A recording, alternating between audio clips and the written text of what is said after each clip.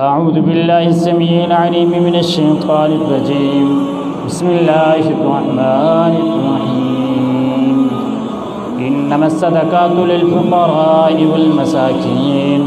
اللهم صل على محمد وعلى آل محمد كما صليت على إبراهيم وعلى آل إبراهيم إنك حميد مجيد. اللهم بارك على محمد وعلى آل محمد كما باركت على إبراهيم وعلى آل إبراهيم إنك حميد مجيد. سبحانك لا علم لنا إلا ما علمتنا إنك أنت العليم الحكيم. اللهم انفعنا بما علمتنا وعلمنا ما ينفعنا وزدنا علما.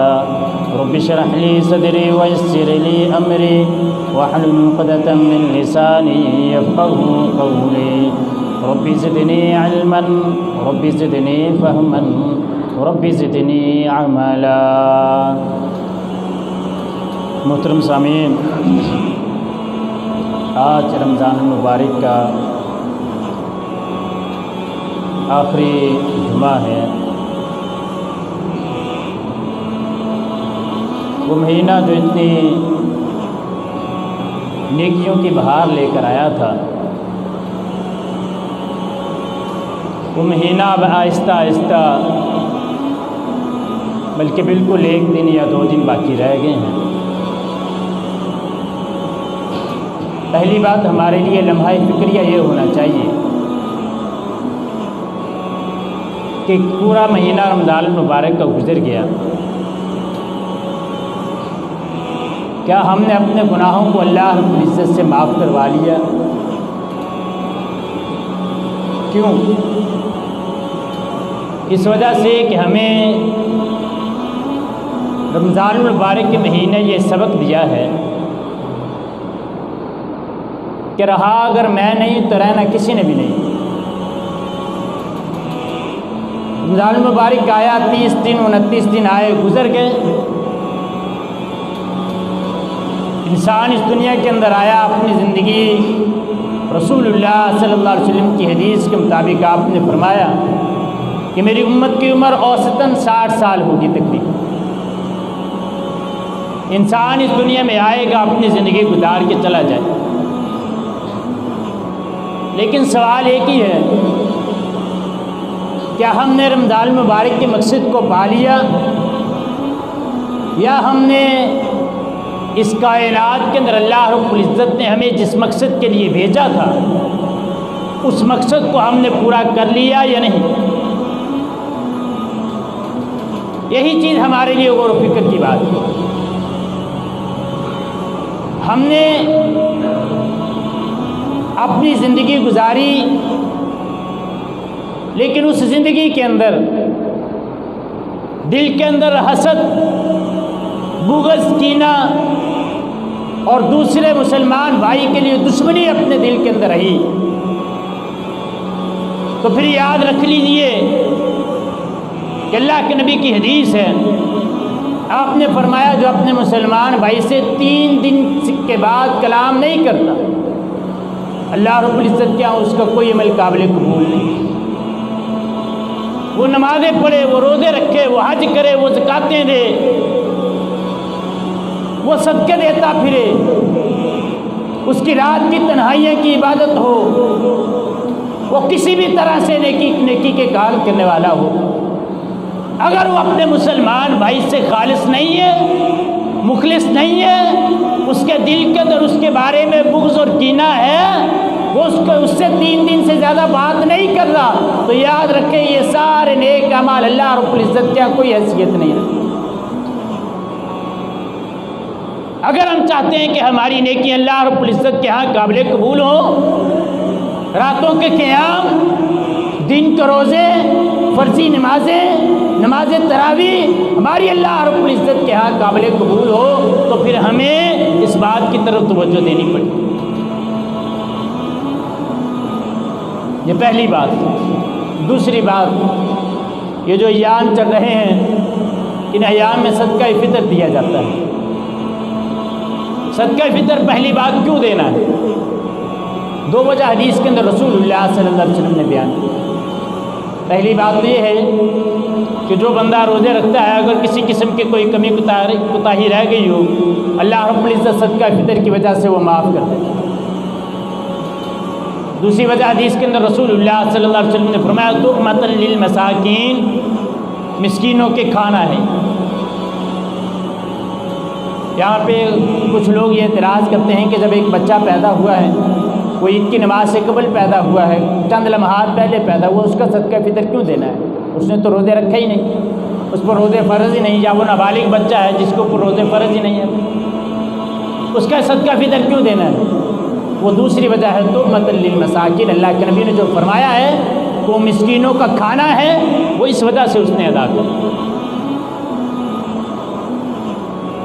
دوسری بات دینا کب؟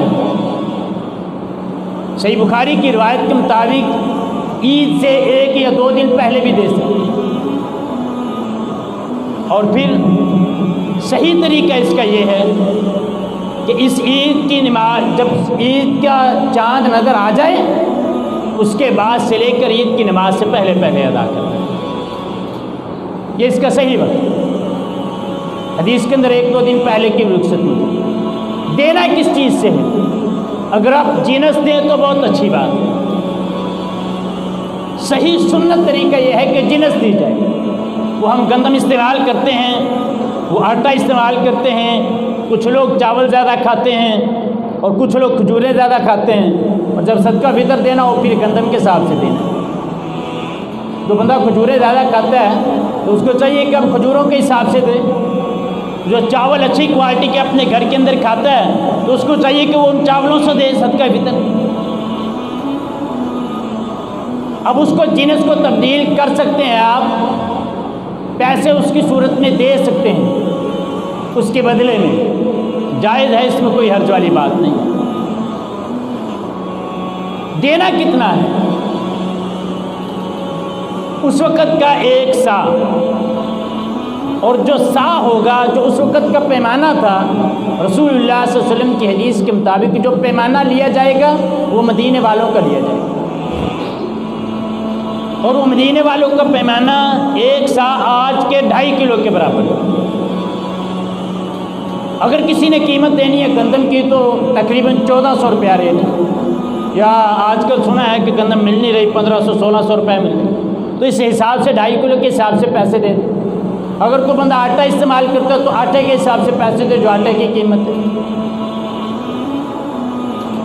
بندے کو چاہیے نا کہ لن تنالوا البر حتی تنفقوا مما تحبون، اللہ تعالیٰ نے قرآن مجید میں فرمایا کہ تم اتنی دیر تک نیکی کو نہیں پہنچ سکتے جب تک تم اس چیز کو اللہ رب العزت کے راستے میں نہ خرچ کرو جو تم کو سب سے زیادہ محبوب ہے۔ ہمیں کیا چیز آج کل سب سے زیادہ محبوب ہے؟ دنیا۔ دین کی بات ہی نہیں ہے ہمارے نزدیک، دنیا ہمارے نزدیک سب سے زیادہ محبوب ہے۔ ہم پسند کرتے ہیں کہ میرے گھر غلہ اناج ختم نہ ہو۔ کبھی کسی نے یہ پسند نہیں کیا کہ یار میرے گھر میں کبھی قرآن بھی کھلا ہے یا نہیں کھلا۔ کبھی کسی نے اس بات کو پسند نہیں کیا کہ میرے بچوں نے صبح شام کے اذکار کیے ہیں یا نہیں۔ جب ہم پسندی دنیا داری کو کرتے ہیں تو پھر ہمیں چاہیے کہ اس دنیا کے حساب سے پھر جتنا زیادہ ہو سکے صدقہ فطر نیکی کو کسی طریقے سے تو پہنچے۔ رسول اللہ صلی اللہ علیہ وسلم نے یہ آیت پڑھی، اللہ کے نبی کے ایک صحابی تھے، انہوں نے کیا کیا، اپنا ایک باغ تھا جو سب سے زیادہ محبوب تھا،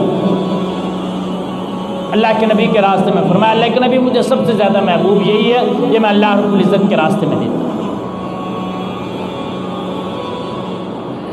دینا کس کو ہے؟ اپنے محلے میں دیکھیں کوئی غریب ہے، فقیر ہے، مسکین ہے، اس کو دیں۔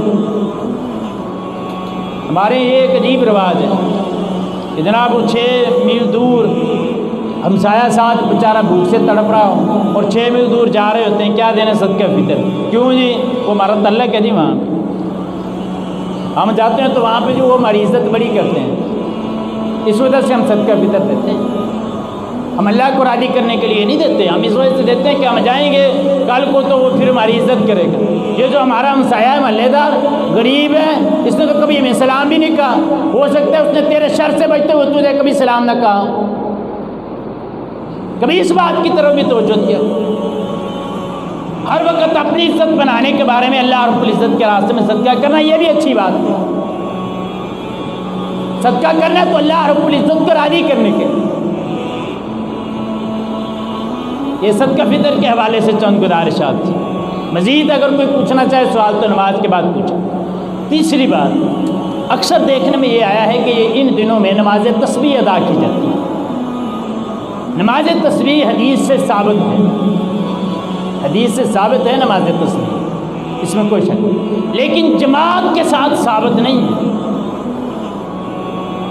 حضرت عبداللہ بن عباس رضی اللہ تعالیٰ عنہ سے حدیث کرا دی، اللہ کے نبی نے فرمایا، عبداللہ بن ابن عباس، اگر تو چاہے تو روز پڑھ لیا کر، روز نہیں تو ہفتے میں ایک مرتبہ، ہفتے میں نہیں تو ایک مہینے میں ایک مرتبہ، مہینے میں نہیں تو سال میں ایک مرتبہ، پھر فرمایا زندگی میں ایک مرتبہ پڑھ لے کر، ساری زندگی ہے تیرے پاس، ایک مرتبہ پڑھ لے۔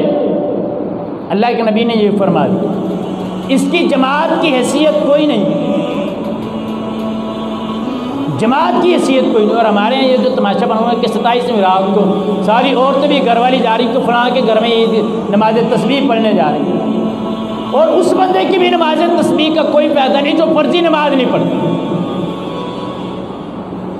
کیونکہ حدیث میں آیا ہے کہ نماز تسبیح پڑھے، کہیں اللہ کے نبی نے یہ نہیں فرمایا کہ اگر تم نہیں پڑھے گا تو کافر ہو جائے گا۔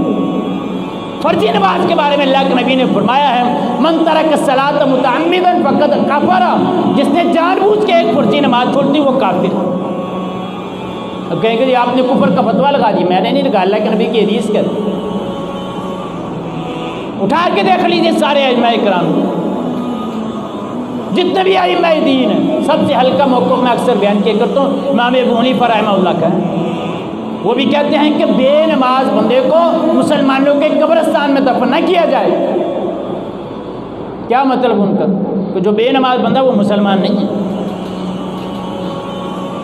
یہ سب سے ہلکا موقف ہے امام ابو حنیفہ رحمہ اللہ۔ جو بندہ فرضی نماز نہیں پڑھتا، نماز تسبیح کے وہ چکر پہ چکر لگا رہا ہے، رمضان المبارک میں روز پڑھتا ہے، تعاقرتوں میں روز پڑھتا ہے، کوئی فائدہ نہیں۔ اور اکثر دیکھنے میں ایسے آیا ہے، ہمارے گھروں میں چونکہ ایک رواج بن چکا ہے کہ تسبیح نماز پڑھنی ہے جی رمضان المبارک، اور پڑھنے کا بس 27ویں رات کو پڑھنی، یہ بھی ایک عجیب بات۔ چوتھی اور آخری گزارش جو ہمارے معاشرے کا ایک درد بھی ہے، جو میں آپ سب کے سامنے رکھنا چاہتا ہوں، اور آپ مجھ سے زیادہ اس میں واقف ہوں گے اس طرح سے۔ وہ درد یہ ہے کہ بچی کا یا بچے کا ہم رشتہ کر لیتے ہیں، اور رشتہ کرنے کے بعد ہمارے ایک ہی خواہش ہوتی ہے کہ اب جتنی دیر شادی نہیں نہ ہوتی تو ہماری بیٹی کی عیدی ہمارے گھر میں آنی چاہیے لڑکے والوں کی طرف سے، لڑکے والوں کی طرف سے ہماری بیٹی کی عیدی ہمارے گھر آنی چاہیے۔ اگر نہ آئی تو رشتے سے جواب۔ یہ میں بات ایسے نہیں کر رہا، آپ نے بھی دیکھا ہوگا کہ عیدی نہ آنے کی وجہ سے کتنے رشتوں سے جواب ہو جاتا ہے، کبھی لڑکے والے جواب دے رہے ہیں، کبھی لڑکی والے جواب دے رہے ہیں، بہانہ کیا ہے جی وہ عید ہی نہیں دے سکے، بعد میں پتہ نہیں ہماری بیٹی کو کچھ دیں گے یا نہیں۔ افسوس اور دکھ کی بات یہ ہے کہ شاید ہم نے اس کو فرض سمجھ لیا۔ یارو ٹھیک ہے، اگر کسی کو اللہ رب العزت نے مال دیا وہ اپنی بہن کو ہی دیتا ہے، خوشی کے ساتھ دیتے۔ کسی کو مال دیا اللہ رب العزت نے وہ اپنی بیٹی کو ہی دیتا ہے، خوشی کے ساتھ دے۔ جن کے پاس مال نہیں ہے اب وہ کیا کریں بیچارے، کہاں جائے، کہاں وہ کتنے بڑے برانڈ کا سوٹ لے کر آئے اور لا کے اس کو دے۔ میں واقعہ سن رہا تھا، آدمی کہتے ہیں ہمارے شیخ ہیں، وہ کہتے ہیں کہ میں نے اس سے ملاقات دی، میں نے کہا سناؤ کیا حالات ہے رشتہ داروں کے، کہتے تھے رشتہ داروں کے حالات سن لو۔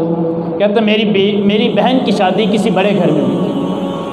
کہتے ایک دن مجھے شوق آیا، کہتا میں مزدوری کرتا تھا، روزمرہ کے حساب سے دیہڑی کرتا تھا کہیں، کہتے وہ میں نے دیہڑی کی، میں نے ایک سوٹ خریدا، جا کے میں نے اپنی سسٹر کو دیا، میری سسٹر نے پکڑ کے رکھ لیا، کہتے کچھ دنوں بعد میں نے پوچھا، میں نے کہا باجی میں نے آپ کو سوٹ دیا تھا، میں نے دیکھا نہیں کہ آپ نے وہ کپڑے پہنے نہیں ابھی تک۔ آگے سے بہن کہتی وہ جڑا تو سوٹ میں نے دے کے گیا سی وہ پاؤن والا سی۔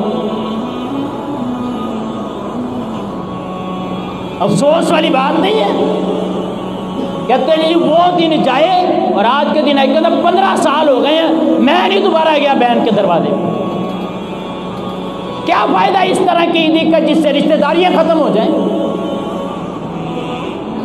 اگر رشتہ دار اس عیدی نہ دینے کی وجہ سے رشتہ دار علیحدہ ہوتے ہیں تو پھر لعنت ہے اس طرح کی عیدی پر۔